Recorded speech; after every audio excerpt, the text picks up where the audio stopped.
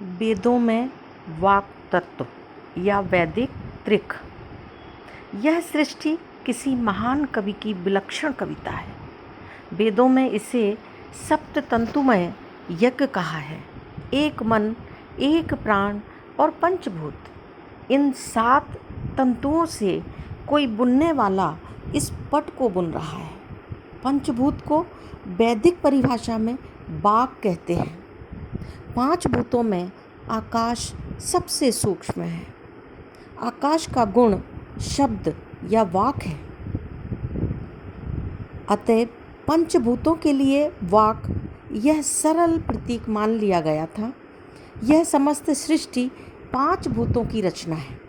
जो प्रधान या प्रकृति है वह 3 गुणों के तारतम्य से पंचभूतों के रूप में परिणत होती है। इस पंचभूतात्मक रचना को वाक कहते हैं। वाङ्मया प्राणमयो मनोमया एष आत्मा। उपनिषदों की यह परिभाषा सर्वथा सुनिश्चित है।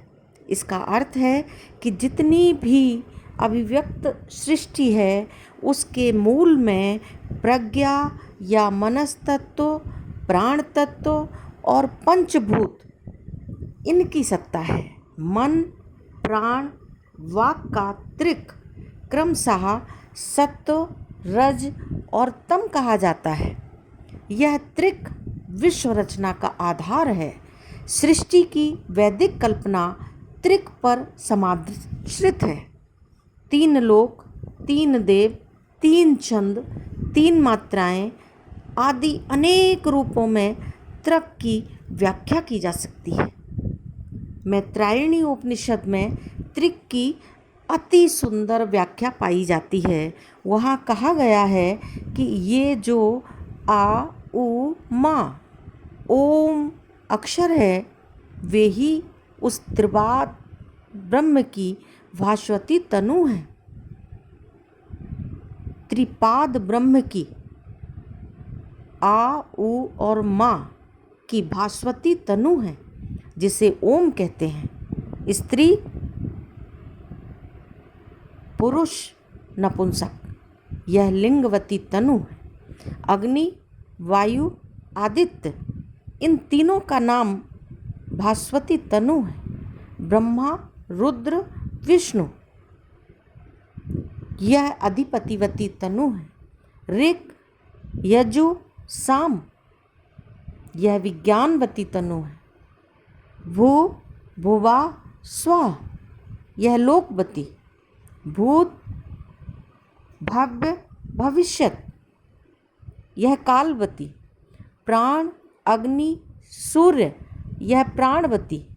अन्न, आप, चंद्रमा, यह आप्यायनवती।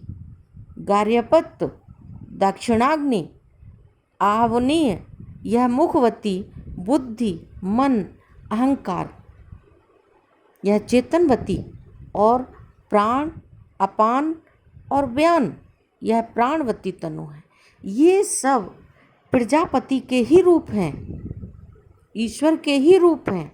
जब ओम या प्राण संज्ञक अक्षर ब्रह्म का उच्चारण किया जाता है तब उसी के पर और अपर, ये 2 रूप कहे जाते हैं जो त्रिक के अंतर्गत हैं। यह अपर रूप है और जो त्रिक से अतीत है वही पर रूप है। जो पर है उसे अव्यय भी कहते हैं। परे अव्यये सर्व एकी भवन्ति अथवा यत्र विश्वम भवत्येक नीडम, यह अव्यय और या परम ब्रह्म सबके लिए यही बात कही गई है। ये त्रिपाद और इसे ऊर्ध्व भी कहते हैं।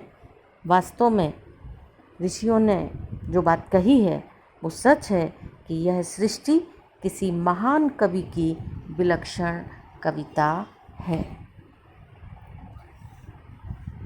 ये वैदिक त्रिक नाम से वासुदेव शरण अग्रवाल जी ने इसकी परिभाषा सुनिश्चित की है। ओम शिव।